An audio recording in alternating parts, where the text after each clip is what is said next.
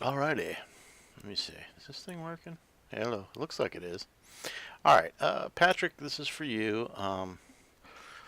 I was going back through some of your streams and I found a particularly upsetting stream, to be honest, where after we had I'd taken you through that software and whatnot, you were still having issues with it. Evidently, you were getting kind of angry. So I thought I'd try at least and go back and just make you a video that you could access anytime you want. Um, on how this works. Now, um, I have to be careful here because I don't want to get confusing, but I actually still use the other version of this software, not the version that you have. I have the version that you have right here, but I still primarily use this one just because, I don't know, there's some slight minor differences. Actually, I'm not even sure. This one, the one that you have actually is probably better, technically speaking. I'm just used to this older one, I guess. But I'm going to try using the one that you have just to make it hopefully more cohesive. It is very much the same in a lot of ways. So I am going just kind of off the cuff. I thought of actually trying to script this out, but I guess it was a little too daunting. So I'm going to try to just go off the cuff here. I'm going to launch the program. Let me think here. Do I have to... I'm going to see what happens if I just launch the program. There's actually another step I go through, but before I launch this program, but I don't think you don't have to do that. I don't think so. Let's just see what happens here. Okay. So I believe we made you a template. So when this pops up, let me see if we go to new project. Yeah, your template should be here, and that's what you want to launch from is your template. What am I going to launch from? Question.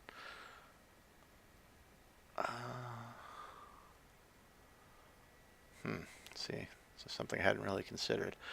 What about this? What does this take me to? Whoops, no, I don't want that one. I could just make a template, I suppose. Let's see, new project.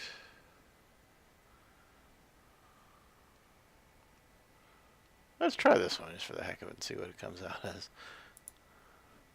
This is a preset template that comes with the software. I've never used it before, but see basically what it's doing here.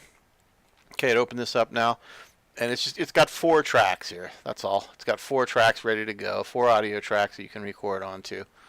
So let's see. Now I'm noticing that it doesn't have any input assigned. But I'm going to try to get this closer to what yours looks like. Console. There we go. It's probably, I'm going to guess that it's down a little further. Anyhow, I think what yours looks like when we launch from that template is something closer. I'm going to get rid of these 3 of these because I think it's basically just let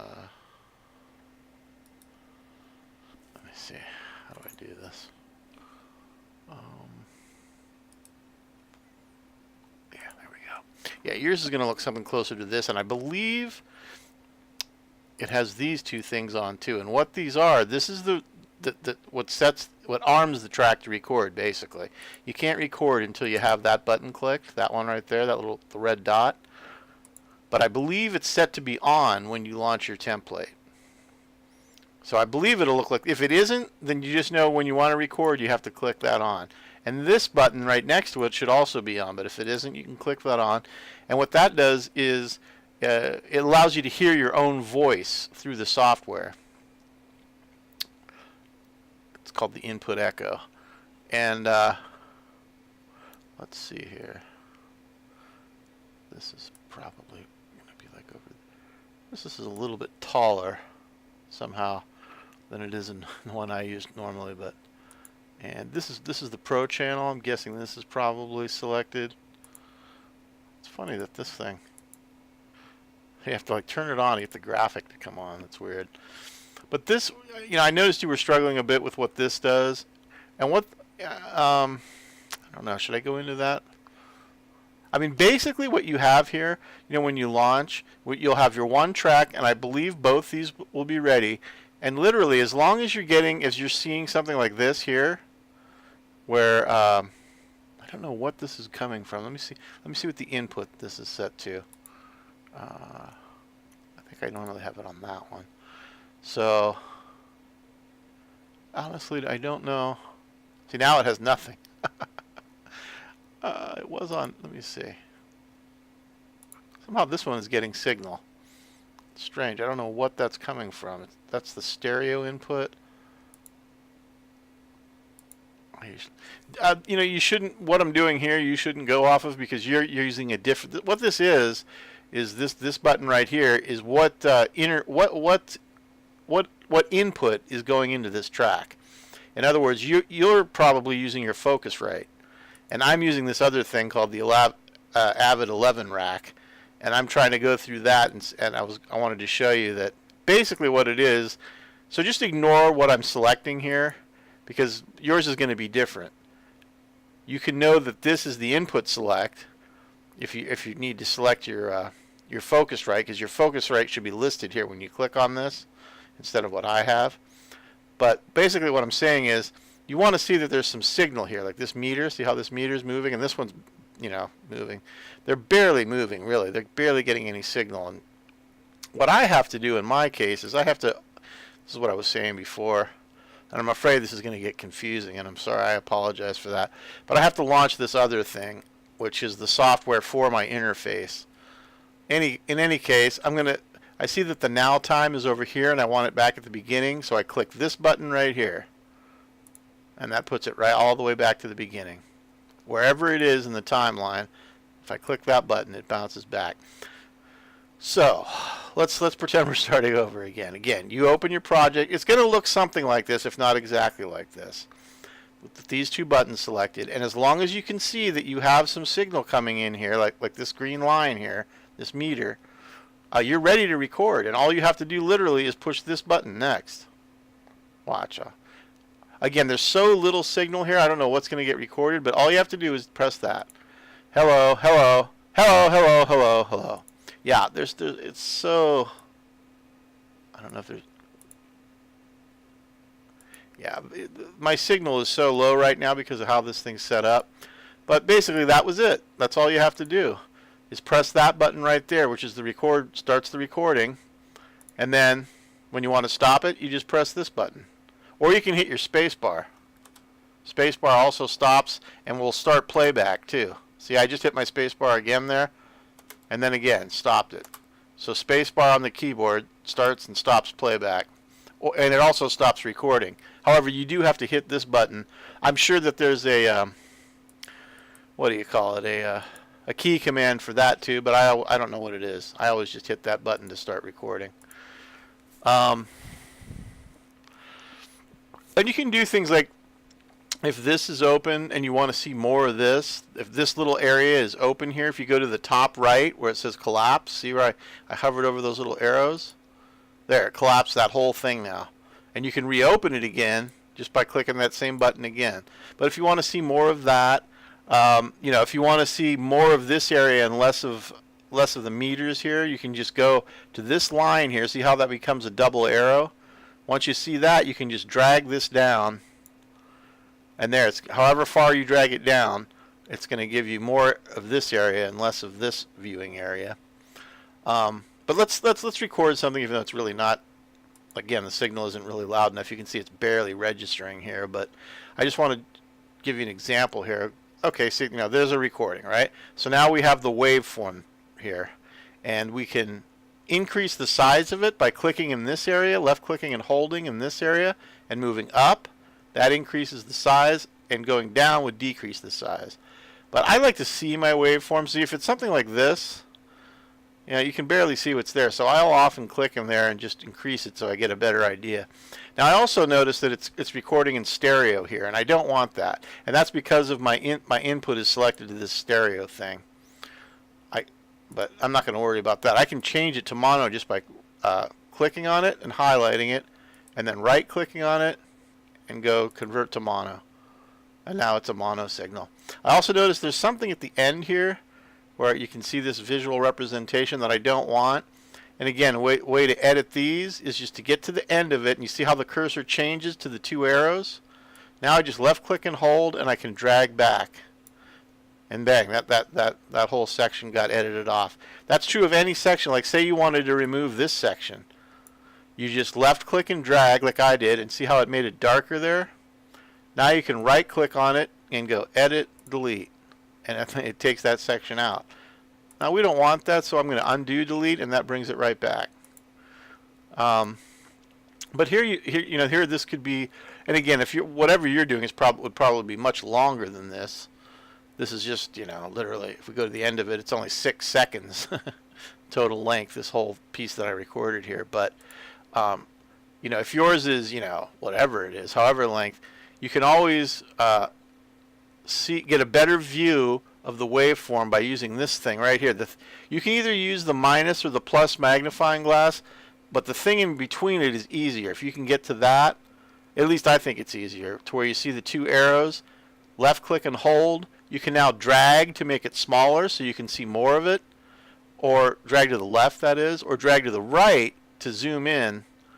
It's just and it's not doing anything to the audio. It's just giving you a bigger.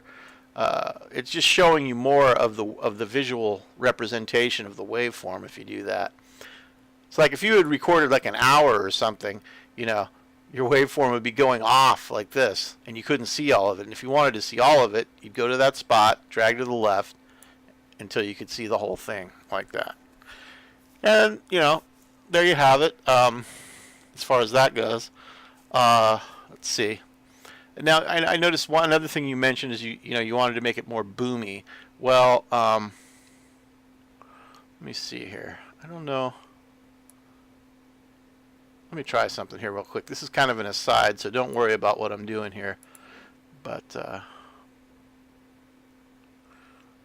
me see. Can I go? Yeah, this thing here. This is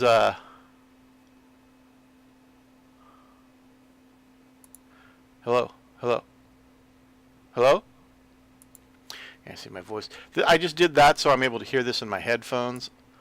You shouldn't have to worry about that. But if you do have a problem with hearing your playback in your headphones, let me know, and that's a little free plug-in that I put on there that allows me to hear through these headphones that are not connected to my interface. In other words, with your headphones should be connected to your Focusrite. But these headphones that I'm using to record this are connected just to my computer.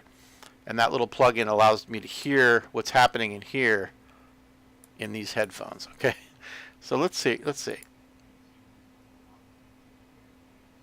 Yeah, this is so quiet. I'm gonna try something. I'm gonna get rid of this, and let's see. Let me see if I can find another option here. One thing I could do is I could just use my microphone here and record something. I think I'll do that. I'm gonna have to get up from where I am here and go over to my microphone here real quick, and I'm just gonna do a quick recording. Let's see. Is this thing set? This is my other software that I was telling you about. You don't have to worry about this because this is specifically for my interface, which isn't the Focusrite. Whew, it's gonna put some. I gotta turn off all this other garbage that's on here.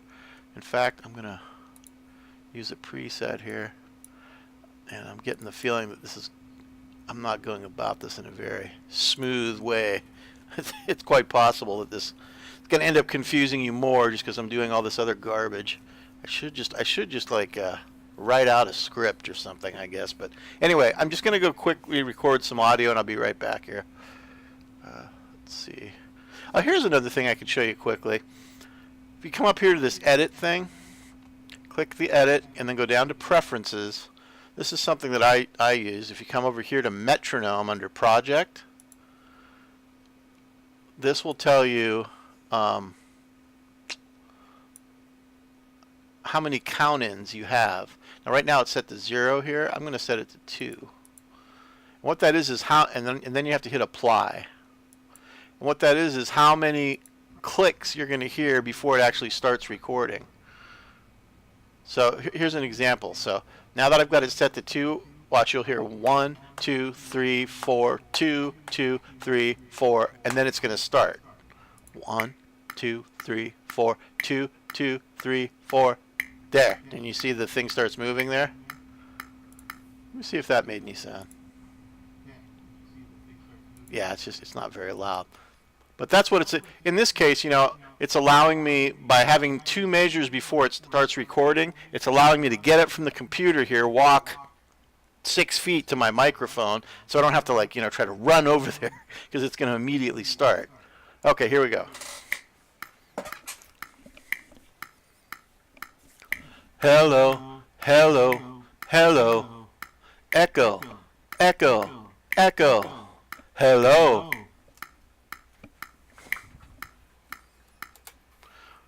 Alright, you can see I recorded some audio there, and because of the volume of it, you can see that the waveform here is getting crushed. See how the top of this section and the bottom is flat like that?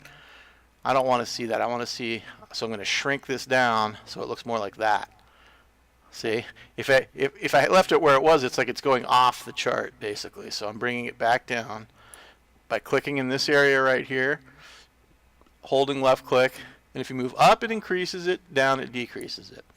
I'm also going to, because we're just working with one track, I'm going to go to the bottom of this track until the cursor changes like that, right there. And I'm going to left click and drag down just so it to make it bigger. And let's see, I'm going to shrink it now with this thing over here I'm telling you about. This is all dead air at the end here. So I'm going to go to the end of it, left click and hold, and drag that back. And all we have here is this little area here. Now, since we're done recording, we can turn off this thing. We could even turn off this thing, really, and listen back to it. Hello, hello, hello, echo, echo, echo, hello. And there it was. There's what I recorded. Just absolutely dry. There's no effects on that. So it's absolutely dry. Now, you know, you were talking about adding the boominess or whatever. I'm going to expand this a little bit. Like that.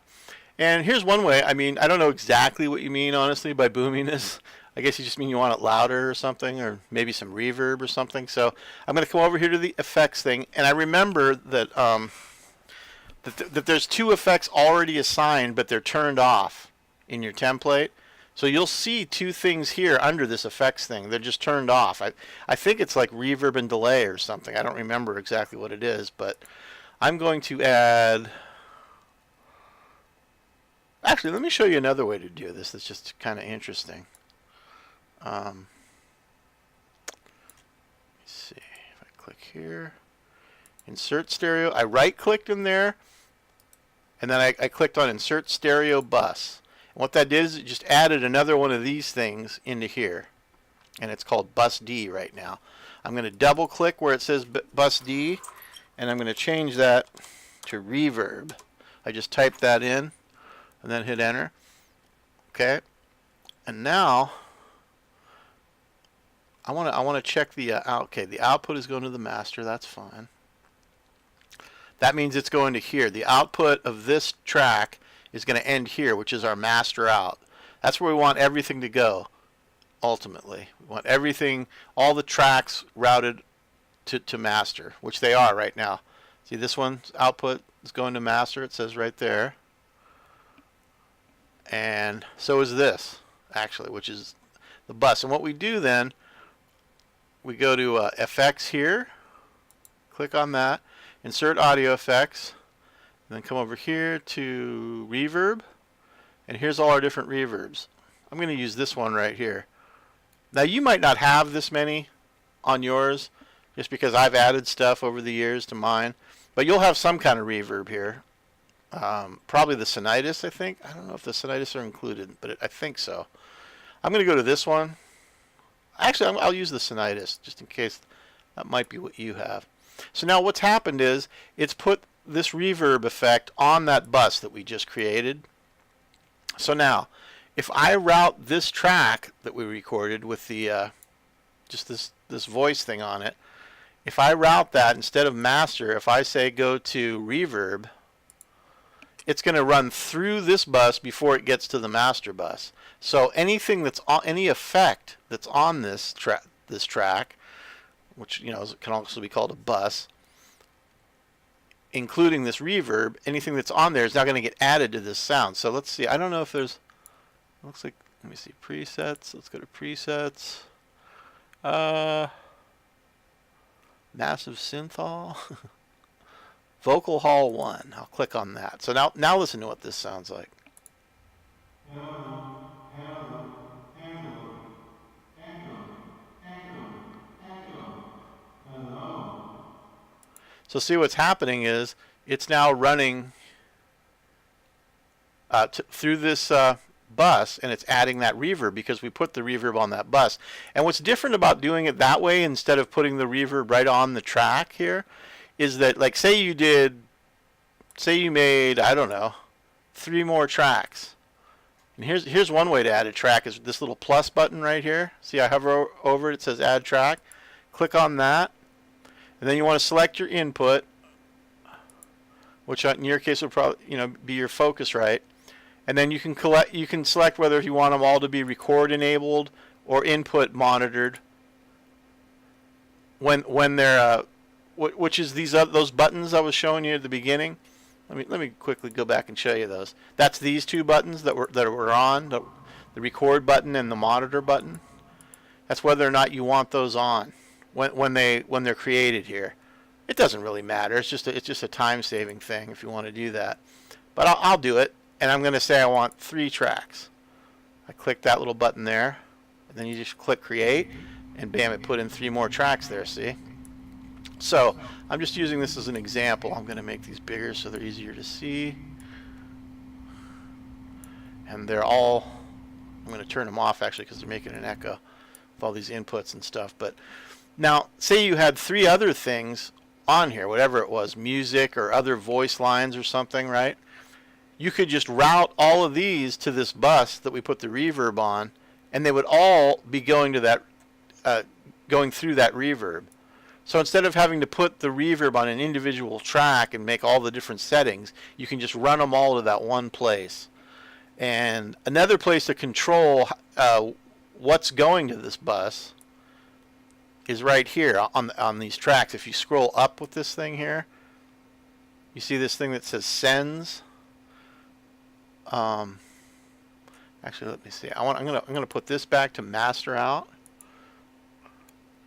And I'm going to just do it from here. If the first track 1 corresponds with this track here.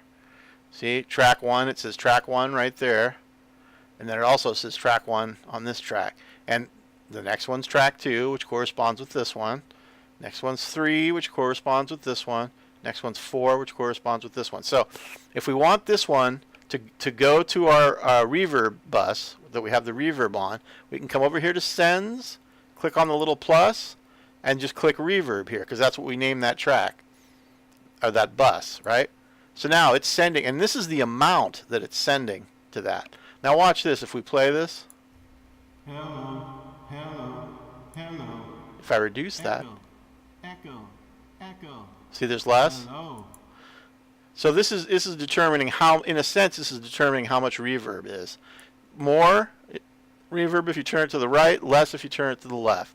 But I mean, if we go all the way to the right, hello, hello, hello, echo, echo, echo. yeah. So I mean, I don't know, however much you would want to put on there. Hello, hello, hello. That's one way to add some boominess to a voice.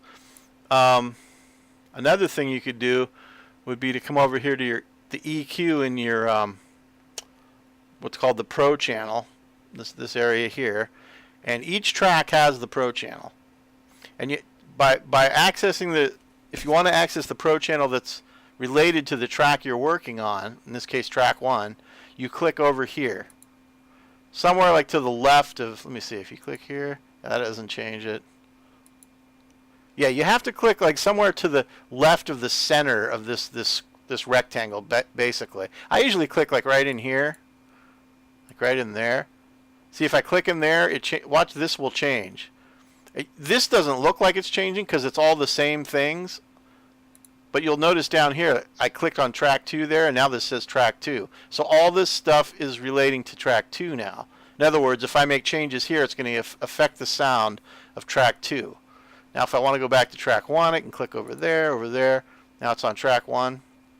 Anyway, we want to try this equalizer thing here. And what I'm going to do is I'm going to click this little pin thing here. And what that does is it keeps this open as we're clicking elsewhere in the program. If you don't have that on and you click elsewhere, see, it goes away. So I click that on, I click that pin thing.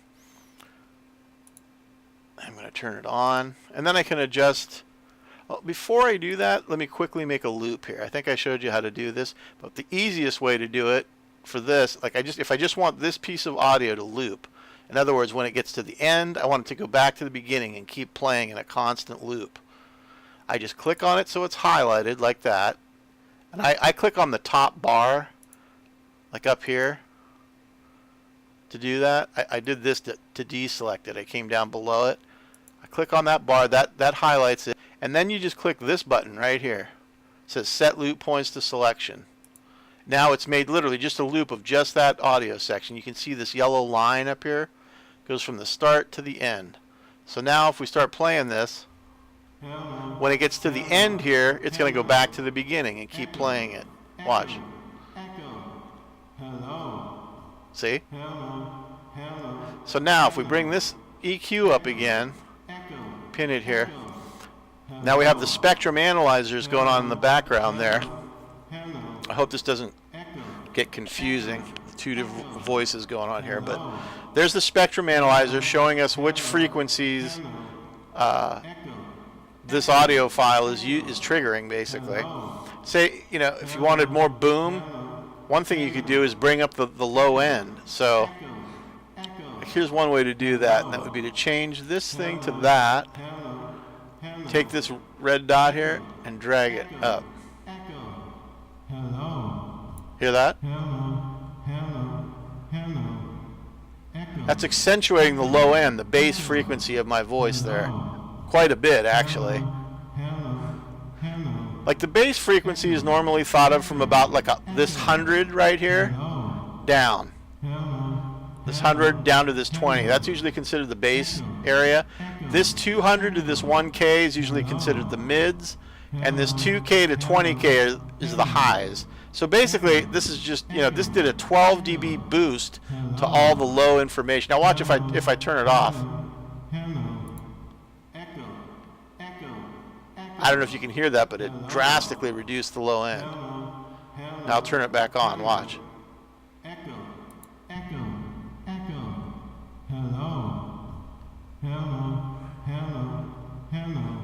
So that's just one idea, for adding boom. I added the reverb and I boosted the low end. I'm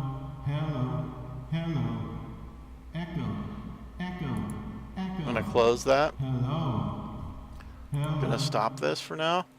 And I don't know, man. I'm feeling a little frustrated myself because I realize that I'm trying to explain something that I have invested probably literally thousands of hours in, and I'm trying to explain this, to you when you have literally no experience in it. So it's a little challenging for me, honestly. I want to make it simple, but I'm wondering if maybe I'm not doing that. So in any case, I think I'm going to leave off there for now. Now, one other thing I'll say is, like, if you get something that you like, if you've recorded something that you like, just remember to save it, to come up to File, and save as. And I'm sure you've done this with Windows before. You choose the location where you want it to go, whatever that may be. Like I put mine on my G drive. Under music, I double click that, and I have all these things in here that are songs I've done. And Save as type. Huh, interesting. I'm not sure.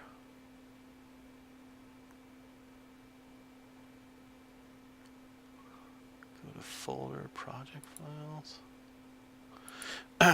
Not sure. This is